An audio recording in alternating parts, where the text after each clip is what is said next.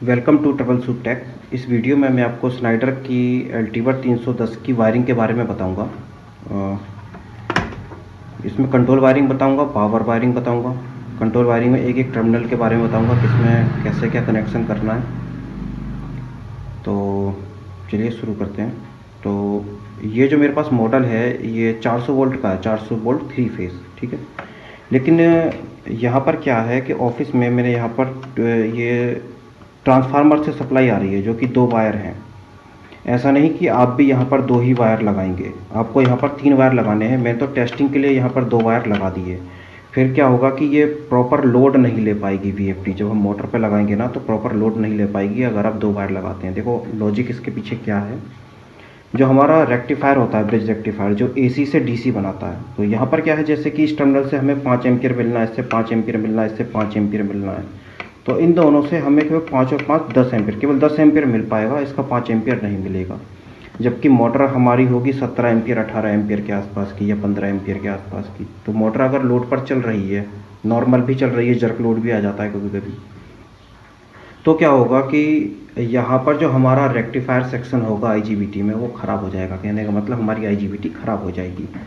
तो इस बात का भी ध्यान रखना है हमें। तीनों जो इसके टर्मिनल हैं, तीनों पर L1 L2 L3 RST जो ये टर्मिनल हैं, यहाँ पर RYB जो हमारी इनपुट सप्लाई है 400 वोल्ट की, वो लगानी है, ठीक है। यहाँ पर L1 L2 L3 या RST पर।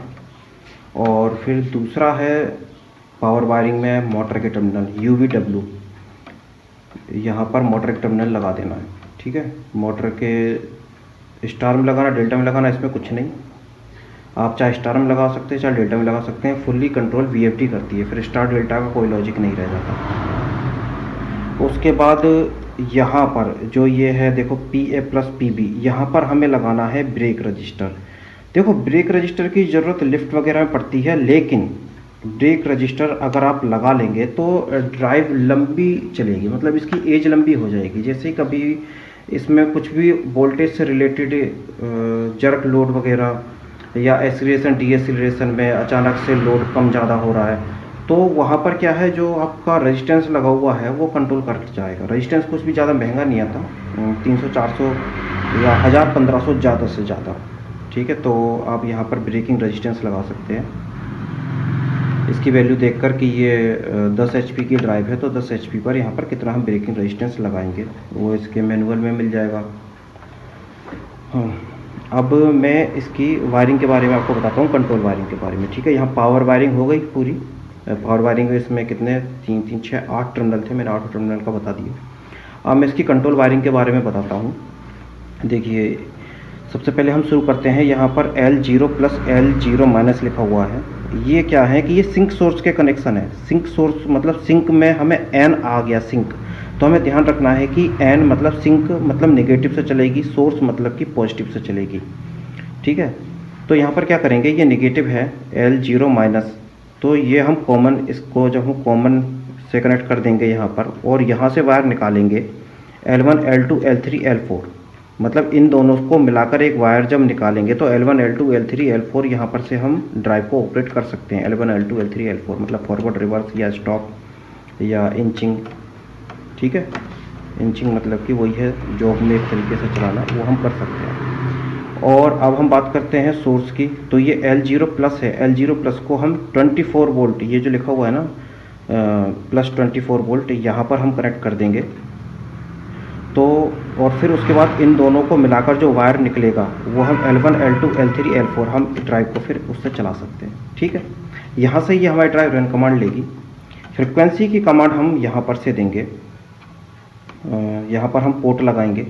ये जो मैं पोर्ट यूज़ कर रहा हूँ ये मेरा 5K का है। आप यहाँ पर 10K भी यूज़ कर सकते हैं, 5K 10K। और जो ये पोर्ट बोला जाता है ये 3 वाट का बोला जाता है, ठीक है ना, 3 वाट का।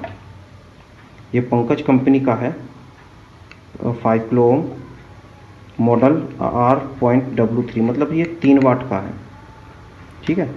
तो इसमें क्या करेंगे हम, अब मैं इसकी कंट्रोल वायरिंग भी चलिए आपको बताता चलता हूँ।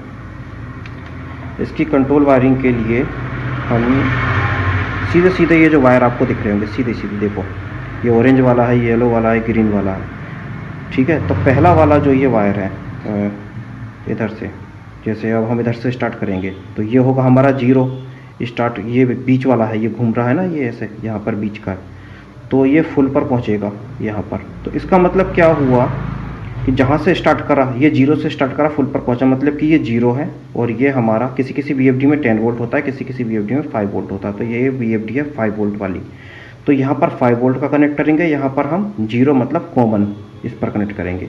और बीच वाला ये एनालॉग इनपुट 1, ये यहाँ पर बीच वाले पर इस पर कनेक्ट कर देंगे AI1 पर। ठीक है, तो इसका कनेक्शन हम कर देते हैं।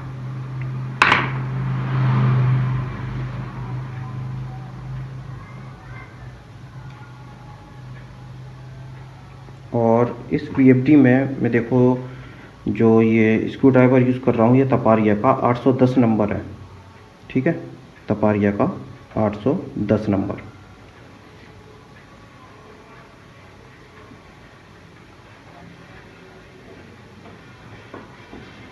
तो ग्रीन वाला हम लगाएंगे कॉमन में।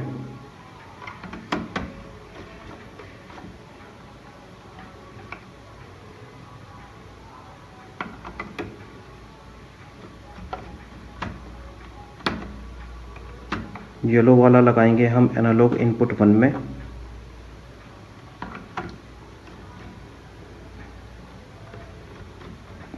वायरिंग जो है ना, ये सभी ध्यान से देखना है, ऐसा ना हो आप किसी की मशीन पर कुछ फिर गड़बड़ कर दें और उसका लाखों का नुकसान हो जाए।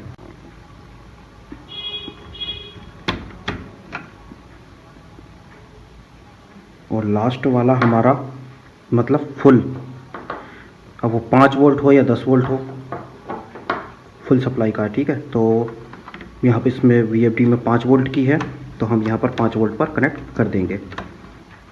ठीक है, और ये जो A01 है ये एनालॉग आउटपुट का है, मतलब कि जैसे कि हमें कहीं एक्सटर्नल कोई डिस्प्ले लगानी हो, उसमें हमें फ्रिक्वेंसी देखनी हो कि कितनी फ्रिक्वेंसी पर चल रही है, RPM देखना हो कि कितने RPM पर चल रही है, तो यहाँ से कॉमन से और जो ये आउटपुट 1 यहाँ पर हम ये 2 वायर निकालेंगे पॉजिटिव नेगेटिव के और कनेक्ट कर लेंगे। ठीक है, अपना जो भी हमारा मॉड्यूल होगा हम उसमें कनेक्ट कर लेंगे।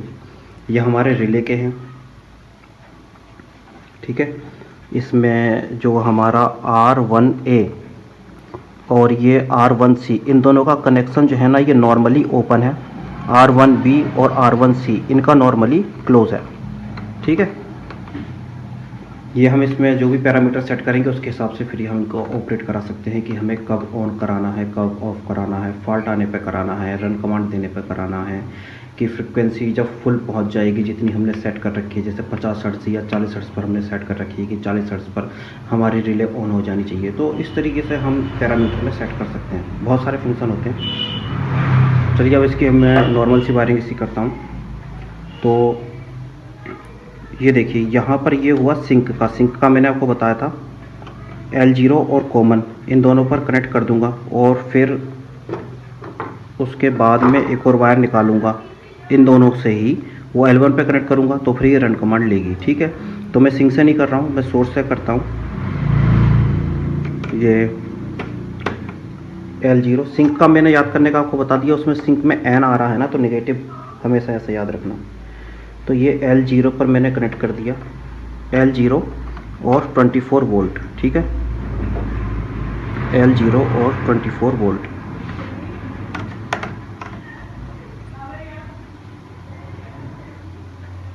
इन दोनों को मैंने ये एक साथ कर दिया। ठीक है, यहाँ से मैंने वायर निकाला। अब इससे क्या है, इससे मैं L1, L2, L3, L4 इन पर मैं इससे रन कमांड इस पर दे सकता हूँ, L1 से फॉरवर्ड, रिवर्स, ठीक है, या स्टॉप, और ये हमारा जॉग, कुछ लोग देसी में इसको इंचिंग बोलते हैं। चलिए ठीक है, ये मैंने वायरिंग कर ली। अब नेक्स्ट वीडियो में मैं इसके पैरामीटर सेट करवाऊँगा और कैसे चलाते हैं, फॉरवर्ड, रिवर्स, स्टॉप, वो सब बताऊँगा वायरिंग से ही। ठीक है, वायरिंग से मतलब रिमोट से, यहाँ से भी बताऊँगा। इसमें इसको बोलते हैं लोकल में चलाना, और वायरिंग के थ्रू चलाना मतलब रिमोट से चलाना। और हम कभी भी जैसे अगर हम इंडस्ट्री में यूज़ कर रहे हैं तो हम लोकल में यहाँ से नहीं चलाएंगे। ठीक है, क्यों नहीं चलाएंगे, क्योंकि ये प्लास्टिक है और प्लास्टिक पर हम लंबे टाइम तक मैकेनिकल वर्क नहीं कर सकते हैं। तो इसके लिए हम ये पुश बटन के थ्रू इनका कनेक्शन कर लेंगे और यहाँ पर हम इंडस्ट्री में यूज़ करते हैं, ठीक है। पुश बटन से, ये पुश बटन ऐसे होते हैं, ये देखे ही होंगे नॉर्मली आपने, इंडस्ट्री में लगे रहते हैं, तो ये यूज़ करते हैं यहाँ पर, ठीक है ना। चलिए ठीक है, अब नेक्स्ट वीडियो में मैं आपको बताता हूँ रिमोट से चलाना।